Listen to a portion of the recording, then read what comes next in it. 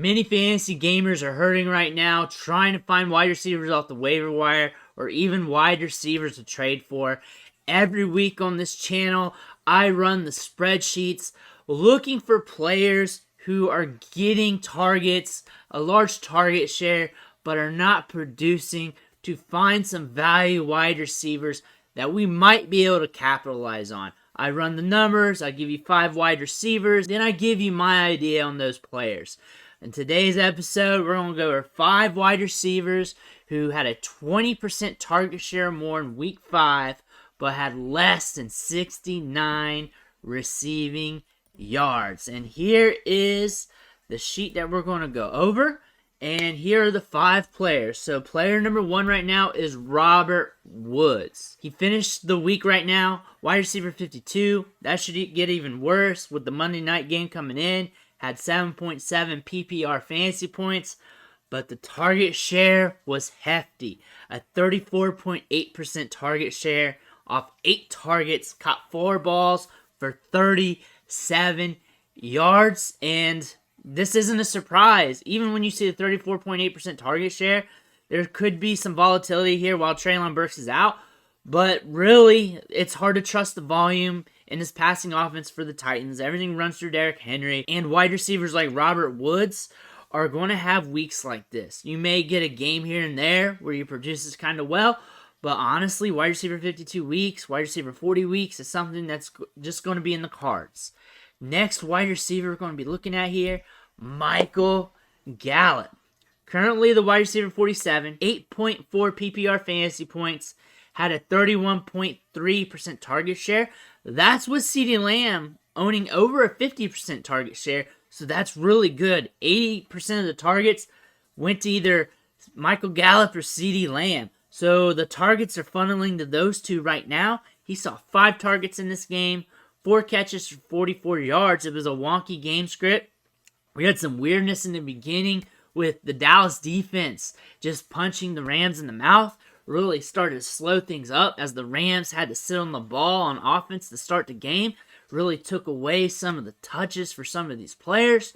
Overall, though, this is a trend line for Michael Gallup, which at least appears to be, considering he's just been reinstated from his injury, coming back in the offense. We could see things pointing up for him. He's a guy you may want to think about going forward. Next wide receiver we're talking about is Devin Duvernay. Big play Duvernay from the days at Texas.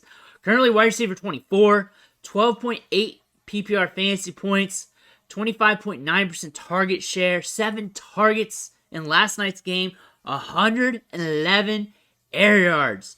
So he is getting the volume through the air. 5 catches, 54 yards on top of some rushing production.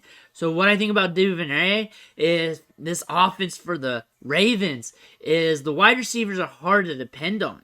However, in plus matchups, you could probably slide him in there, maybe at flex or something, maybe in a deeper league. Close your eyes and see what happens, because he is getting deeper targets. He is getting in the end zone sometimes, and he is getting some volume.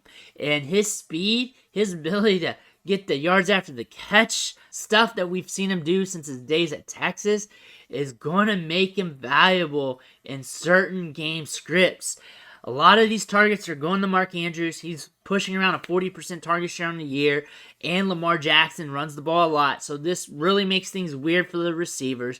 Rashad Bateman's been dealing with an injury. Some focus is going to go on Devin Duvernay, which is very important, but Devin Duvernay is not a lock, but he is a guy that you need to have some focus on. He might be a guy that you can get off waivers, a guy that you can trade for on the cheap, maybe just a throw-in on a much larger deal, but he's a guy you want to look at for the back end of your roster. The next guy is Nico Collins, wide receiver 37, 10.5 PPR fantasy points for the week, a 25% target share off 6 targets, 80 air yards, caught 4 balls for 65 yards. What I think about Houston is they're always in these weird game scripts because they're scrappy.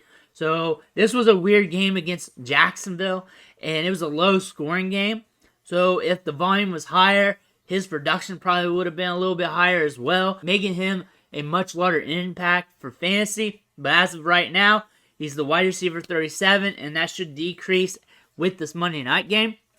I like him as a player, as an ancillary fantasy option in deeper leagues. He could be a what-the-heck option for flex some weeks too when he's in a plus matchup, especially he's getting a 25% target share going forward, which could happen. He's also a guy that can get air yards on any given week, which increases his potential of fantasy football production. The last guy we're going to talk about is Rondale Moore, a very controversial fantasy asset.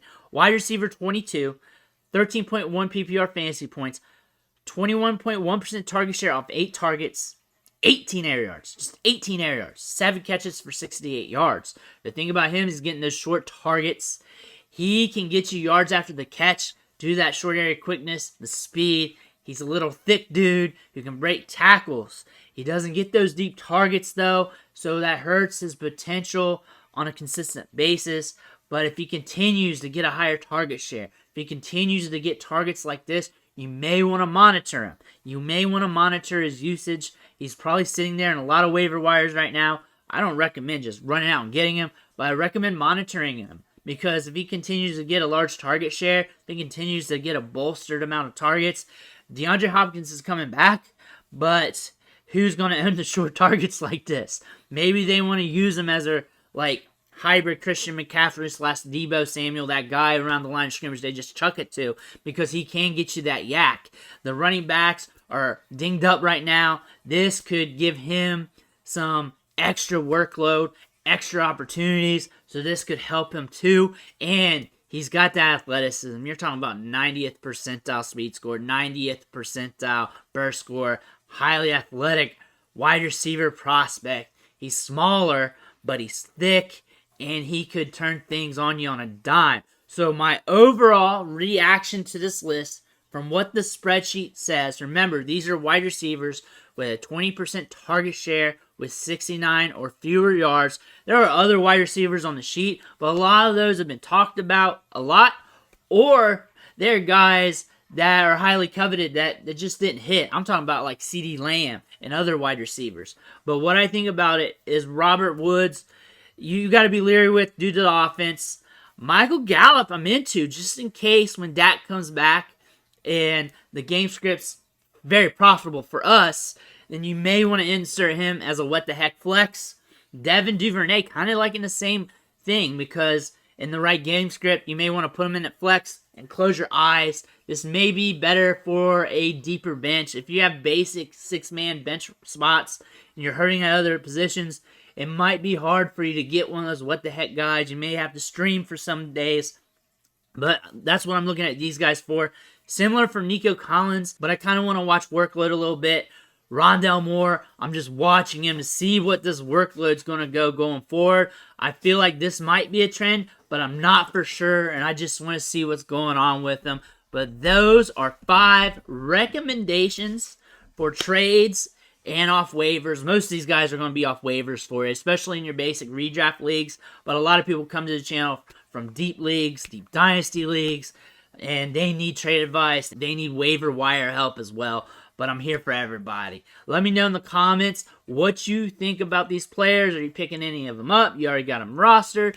You keep an eye on them. Is there any other guys that you wish I would have talked about today? I would be doing more work on the spreadsheet, so when I come up with some more wide receivers or running backs for you to buy in fantasy, I'll have another video out. And usually I do 2 or 3 videos like this a week, so if this is something you're into, make sure you hit that subscribe button so you don't miss out. I'm here to help you with your rankings, waiver wire pickups, your trades, and everything else. I want to thank you for watching, and I'll catch you on the next video.